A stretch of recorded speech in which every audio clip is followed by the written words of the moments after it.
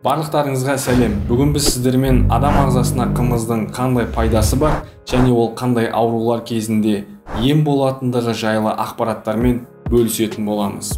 Видеоны бастамас бұрын байырғы қазақтардың күнделікті өмірінде қымыздың алған орнын бір еске түсіріп алайық. Байырғы ата-бабаларымызда қымыз күнделікті сусын ретінде қолданылған және білім алғанда, еңбек еткенде, тіпті жауға шапқан кезде де қымыздың адам ағзасына пайдасы көл көсір екендігін байқаған. Бұл сөзімізге тарих беттері бізге өте үлкен дәлел бола алады, өйткені қазақтар физикалық тұрғыда басқа ұлттар мен нәсілдерге қарағанда өте мықты болып келген және соғыстардың барлығында аз көлеммен үлкен санды әскерлердің барлығын жеңіп отырған.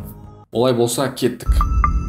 Қымыздың құрамындағы с дәрумені сиыр сүтіндегі с дәруменінің мөлшерімен салыстырған кезде 10 есеге көп. Қымыздың құрамында жыныс гормондарына жақсы әсер ететін бірнеше ферменттер бар және олар әйел адамды бедеуліктен, ер адамды белсіздіктен сақтайды және оның күш-қуатын арттырады.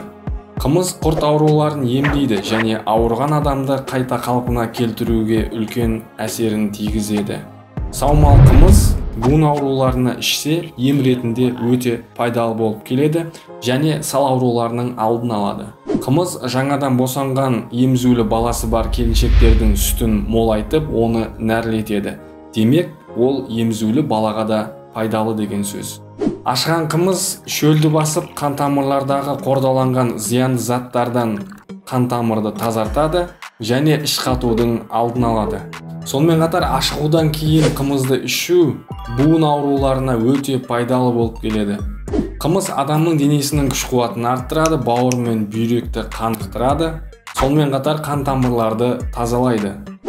Қымыз буын аурулары мен буынның қақсауын, бастың айналуын, бастың ауруын, жүйкенің жұқаруын, созылмалы сары ауруы, яғни гепатит кезінде, асқазан ойық жарас ауруы, яғни гастрит кезінде, ұйқысыздық кезінде олардың алдын алады немесе жеңілдетуге көмектеседі. Қымыз адамның физикалық жағдайын оңалтып, тәбетін ашады және ас қорытуды жақсартады. Дәрігерлер қымызды безгек ауруына және жөтелге қарсы ем ретінде ішуді ұсынады. Қымызбен емделген кезде қанның құрамындағы гемоглобин мен эритроциттің мөлшері артып, қан арнасындағы қанның ағуы жылдамдайды, тамырдың соғуы жиілеп, қан тамыр мен жүректің жұмысын жақсартады. Ал кез келген сүттің ең бағалы заты ол ақуыз болып табылады.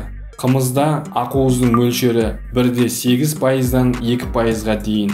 Ал қымыздағы майдың мөлшері 1,3%-дан 2%-ға дейін. Бұл көрсеткіштер сүттің құрамындағы көрсеткіштерден 2 есеге жоғары болып табылады. Демек, қымызды ішу сиырдың сүтін ішкеннен көрі 2 есе пайдалы деген сөз. Мінекей құрметті достар, сіздермен бүгін қымыздың адам ағзасына қандай пайдасы бар және қандай аурулар кезінде ем болатындығы жайлы пайдалы ақпараттармен бөлістік. Біздің арнамыздан алыстамаңыздар. Жақындарыңыз бен бауырларыңызға пайдалы болу үшін сіз осы ақпаратты олармен бөлісу арқылы сіз бізге үлкен көмек көрсете аласыз және лүпілдеріңіз бен пікірлеріңізді аямаңыздар. Келесі кездескенше сау сәлеметте болайық.